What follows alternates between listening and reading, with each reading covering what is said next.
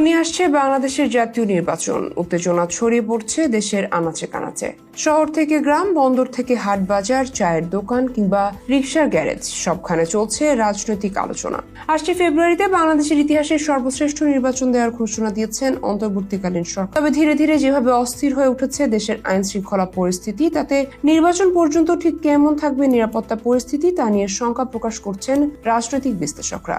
ইউরোপীয় ইউনিয়ন থেকে শুরু করে তুরস্ক কিংবা পাকিস্তানের সঙ্গে নির্বাচন বিষয়ক আলোচনা যেমন চলছে, তেমনি দেশীয় রাজনৈতিক দলগুলোর সঙ্গেও আলোচনা চালিয়ে যাচ্ছে সরকার। তবে সাম্প্রতিক সময়ে প্রধান দুই রাজনৈতিক দল হিসেবে জামাত এবং বিএনপি যেভাবে প্রকাশ্যে দ্বন্দ্বে লিপ্ত হয়েছে, তাতে বড় ধরনের সংকটের ইঙ্গিত পাওয়া যাচ্ছে বলে মনে করেন অনেকে। বিশেষ করে জাতীয় নির্বাচনের সময় নির্বাচনী এলাকাগুলোতে সহিংসতা বাড়তে পারে বলে জানিয়েছেন কেউ কেউ। দেশ জুড়ে অসংখ্য খুনের ঘটনা ঘটে যাচ্ছে অবলীলায়।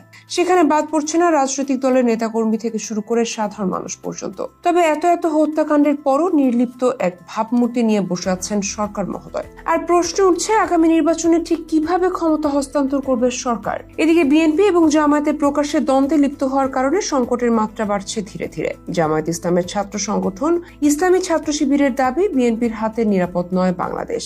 অর্থাৎ বিগত শাসনামলে বিএনপি যেভাবে দুর্নীতিবাজ আর অর্থ পাচারকারীর দল হিসেবে প্রমাণিত হয়েছে, তাতে বাংলাদেশের মানুষ বিএনপিকে আর ক্ষমতায় দেখতে চায় না বলে দাবি শিবির সেক্রেটারি নুরুল ইসলাম সাদ্দামের। এছাড়াও ইসলামী ছাত্র শিবিরের কেন্দ্রীয় সেক্রেটারি জেনারেলের দাবি, অর্থ দিয়ে এখন আর ভোট কেনা যাবে না। বিএনপি যে পরিমাণ চাঁদাবাজি করেছে সেই টাকা দিয়ে ভোট কেনার চেষ্টা করবে।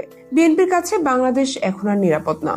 গত 15 নভেম্বর সকালে মেহেরপুর জেলা ছাত্র শিবিরের আয়োজনের সুধী সমাবেশে প্রধান অতিথির বক্তব্যে তিনি এসব কথা বলেন। নুরুল ইসলাম সাদ্দামের মতে, বিএনপি 1000-2000 কোটি টাকা চাঁদাবাজি করবে আর 100 কোটি টাকা জনগণের মাঝে বিলাবে। বিএনপিকে ভোট দিলে তারা আবার চাঁদাবাজি করে সেই টাকা উসুল করে নেবে। ছাত্র শিবিরের এই নেতার দাবি, বিএনপি কখনো নিজেদের টাকা বিলি করে না। বিএনপিতে এত ভালো লোক নেই।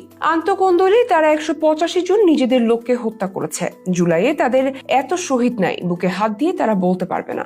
155 জন লোকের একটা তালিকা তারা ফেসবুকে দিয়েছিল, তার বেশিরভাগই শিবিরের লোক ছিল।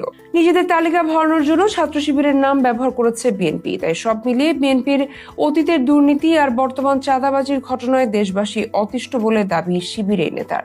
আর এসব বিবেচনায় সব মিলিয়ে বিএনপির হাতে বাংলাদেশ নিরাপদ নয় বলে দাবি করেছেন ছাত্র শিবিরের কেন্দ্রীয় সেক্রেটারি জেনারেল নুরুল ইসলাম সাদ্দাম।